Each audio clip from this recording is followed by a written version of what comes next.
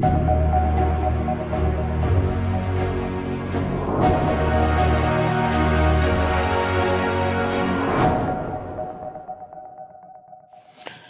again. Good afternoon. I'm probably going to say things that my fellow panelists will disagree with, but we'll see.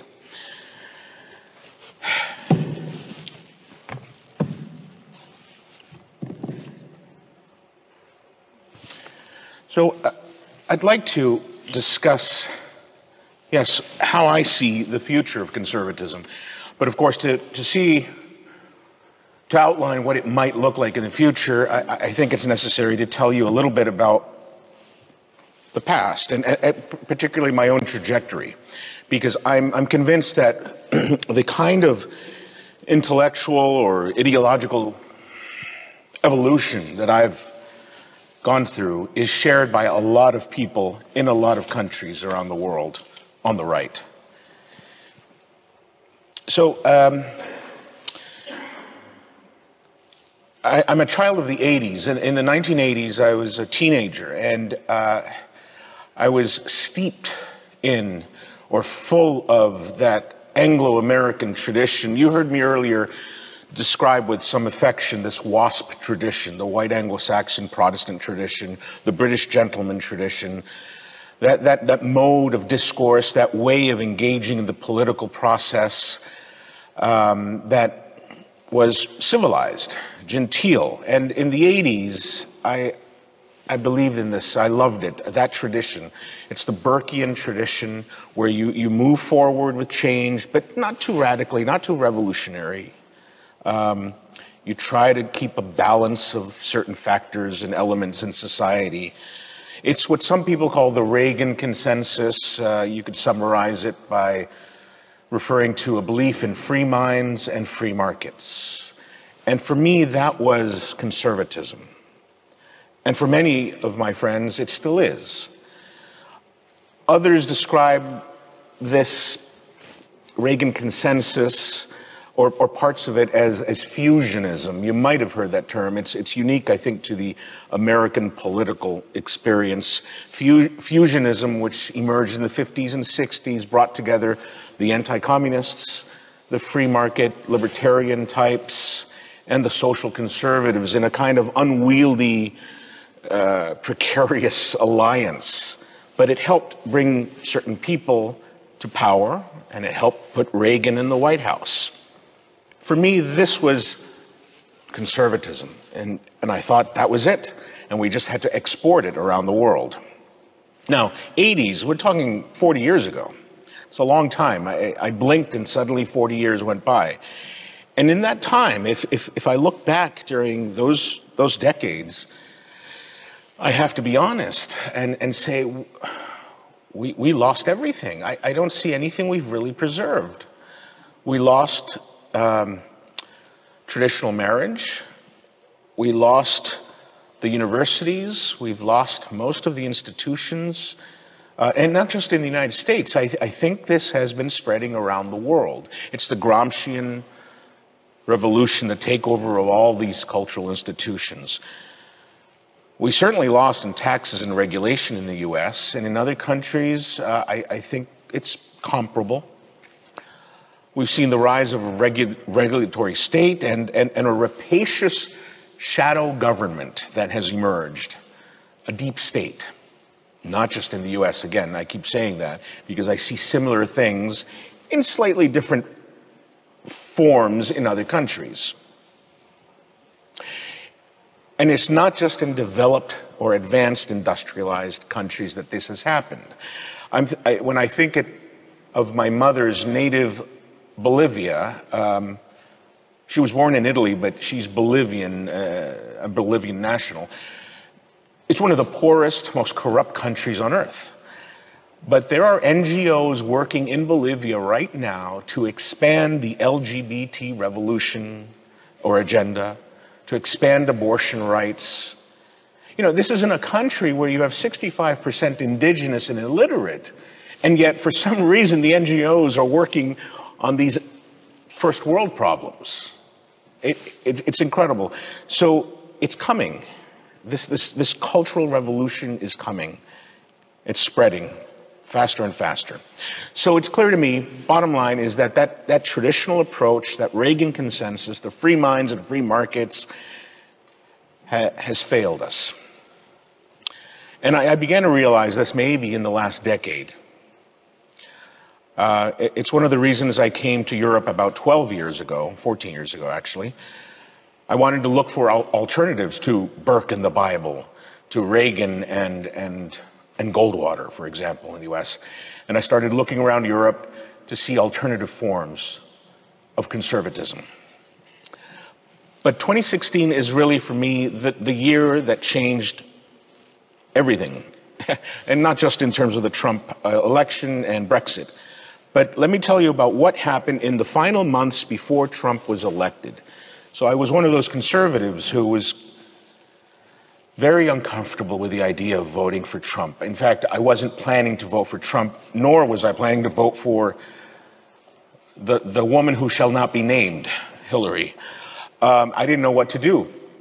And 2 months before the election, I think it was, I received an anonymous memo via email, 9 pages. And it was simply titled, Notes Toward a Definition of Trumpism. And I said, what is this? No name attached, but some trustworthy friends sent it to me from New York. And I started reading it. My wife was on the couch knitting, having tea, and it's late in the evening, and I'm reading it. 9 pages. And with every page I read and turned, she heard me say, oh my God, taking the Lord's name in vain. I know, but what I was reading was changing my mind on so many things. And by the final page, she said, what in the world are you reading? And I told her. And I finished the 9th page and I said, darling, we absolutely have to vote for Trump. It is clear to me now. What did this memo say? I think it's worth just sharing with you a few of the key lines and paragraphs from this memo, because I think it sums up much of what I now see as the viable conservative option moving forward, not just for the Americans, but for many people around the world. The memo first argued that Conservative Inc. Incorporated, that conservatism that I loved in the 80s, had failed, as I had already suspected, and that any appeals to principles such as limited government would ring hollow, were empty, if one did not recognize and understand the deeper cultural and political transformations that have been happening for decades.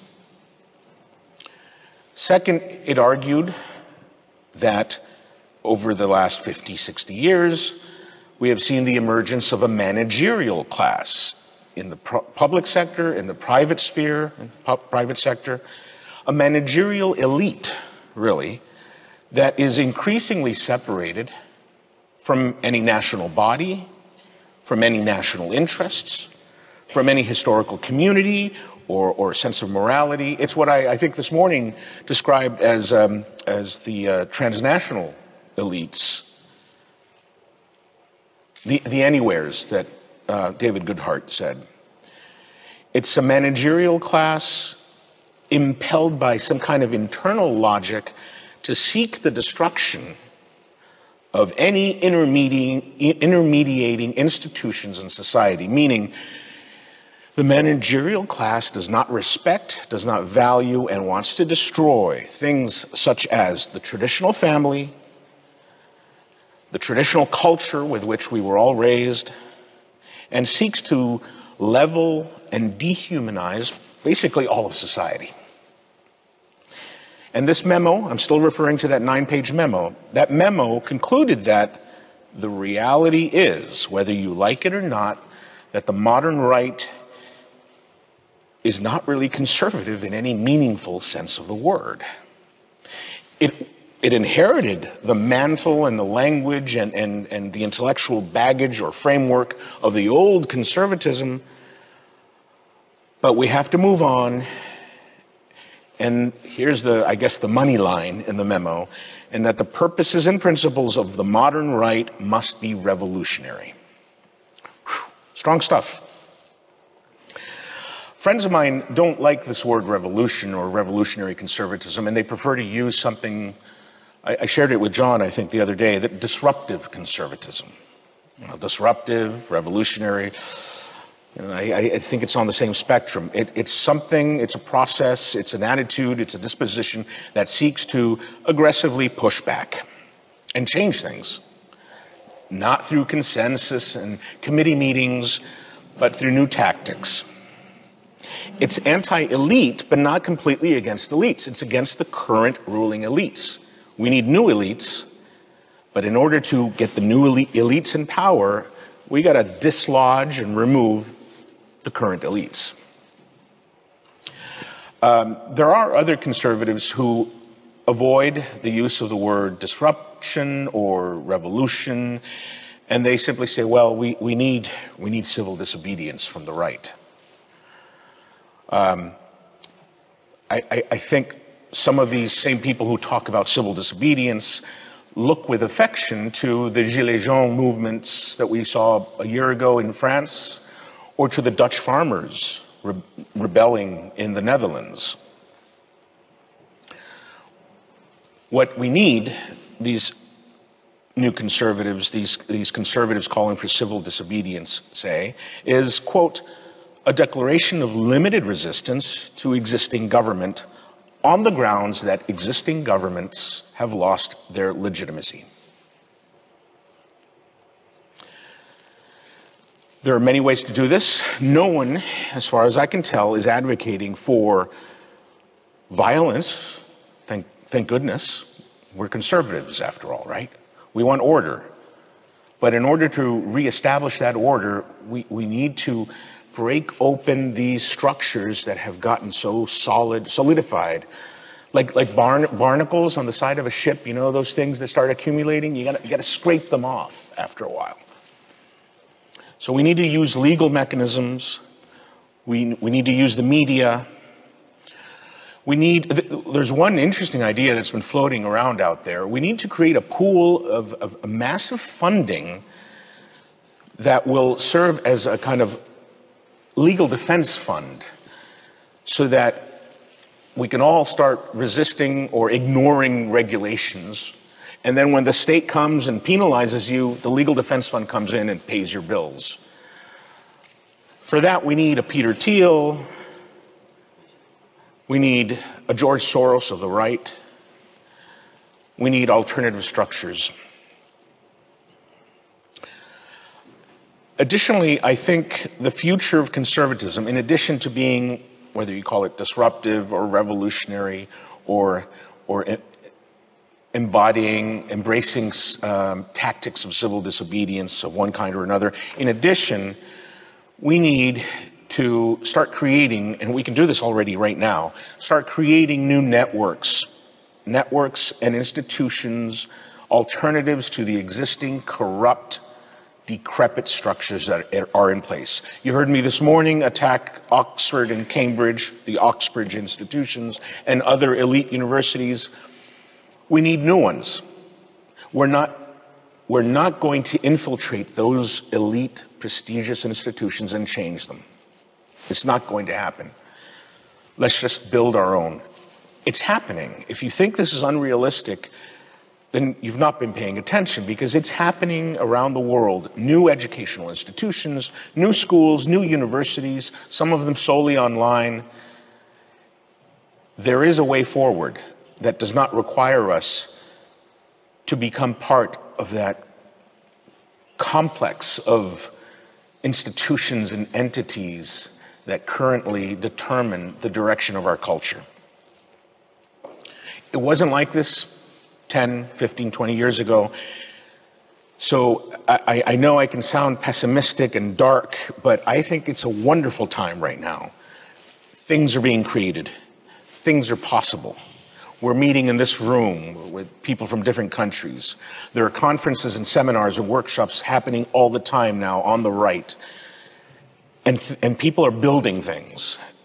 So let me end with that optimistic note and encourage you all to look forward with optimism and build your own networks and institutions, and try to resist the siren call of joining some of these prestigious institutions and universities, because they'll end up, more likely than not, they'll end up corrupting you. Anyway, thank you for your attention.